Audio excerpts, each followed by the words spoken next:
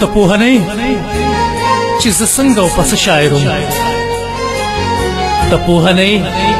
چې زه څنګه او پس شاعر وم ما به نظمونه لیکل ما به غزل لیکو ډېر ښه شاعر وم ما نه اوس هر څوک دغه سوال کوي شاعر نه یې اوس ما نه اوس هر څوک دغه سوال کوي شاعر نه یې اوس نه نه هغه یو وخت چې شاعر وم ما به شعر لیکلو ای ته منې چې دا لګیا یم دا کلام مې آخري نظم دی ای ته منې چې دا لګیا یم دا کلام مې آخري نظم دی دغه چې ولې دا جواب له ما نه هم ورک دی ای زه فنکار ومه لفظونه به مې ښه وتراشل ای زه فنکار ومه لفظونه به مې ښه وتراشل ما به د زړه هر یو سلیکه کړه په شعر کې پټه ما به د زړه هر یو سلیکه کړه په شعر کې پټه ما به دردونه ټول د شعر په اللهو ده کړه د کومې پیغلې د ښایست کیسې چې ما کولې د کومې پیغلې د ښایست کیسې چې ما کولې د هغې پیغلې خو خالونه اوس د ګور چینجي خوري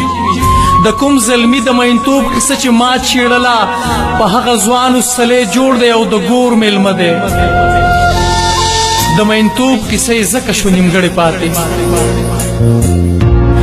د کوم زلمي د مینتوب کیسه چې ما چیړله په هغه ځوان اوس سلی جوړ دی او د ګور میلمه دی د مینتوب کیسه یې ځکه شو نیمګړې پاتې ما چې د کوم شوخ مازیګر قصې هر وخت کولې ما چې د کوم شوخ مازیګر قصې هر وخت کولې په هغه زیړ مازیګري کې اوس د وینو رنګ دی په کوم ګودر چې به د پیغلو بنډارونه جوړو په کوم ګودر چې به د پیغلو بنډارونه جوړو په وینو رنګ دي مات منګي پکې پریمانه ایښي ما چې د کومې مور قربان قربان په شعر ستایلو ما چې د کومې مور قربان قربان په شعر ستایلو څه پکې بورې شوې او هم پکې ذهني ناروغې ما چې د کوم پلار د شفقت قصه په خوند کوله ما چې د کوم پلار د شفقت قصه په خوند کوله په کټ کې پروت سوری سوری دی او بچي ترې تاو دي ما چې د کوم اتل زلمي ستاینه تل کوله ما چې د کوم اتل زلمي ستاینه تل کوله چا پرې د کفر فتوا ورکړه هم د مرګ په جواز سر یې له تنه ترې جدا کړلو بدنامه هم شو د هغې خور زړګی هم مات شو د خپل رور په غم کې د هغې خور زړګی هم مات شو د خپل رور په غم کې چې دروازه کې به وناست د بنګړو په تمه د هغې ناوې زړی هم سوری سوری کړو په دې چې په لاسونو د نکریزو حقو چا ورکړی نن جنازه ده په برکلي کې د هغه مزدور څوک چې سهار وختي د رزق په تلاش کې ورکو په نه ګناه یې خپې لاسونه او هم سترګې بایلې هغه غریب چې په اوږه به یې ټاټکې ګرځو اخبار هم نه راځي بازار ته یو چا داسې ویل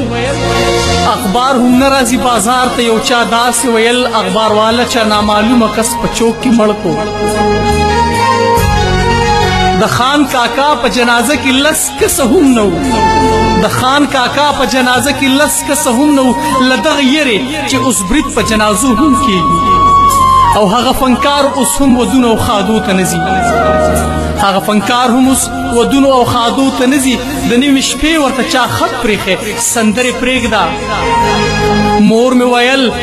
نه دې بخم زویه ماشومان ملیږه مور مې ویل نه دې بخم زویه ماشومان ملیږه په سترګو ړوند چې اوس په سکول کې ماشومان وجني ماشومان وجني ماشومان وجني بس دی بس دی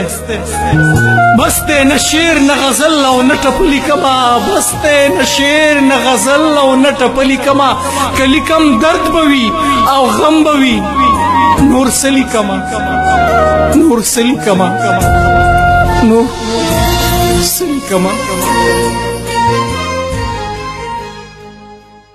نن جنازه ده په برکلي کې د هغه مزدور څوک چې سهار وختي د رزق په تلاش کې ورکو په نه ګناه یې خپې لاسونه او هم سترګې بایلې هغه غریب چې په اوږه به یې ټاټکې ګرځو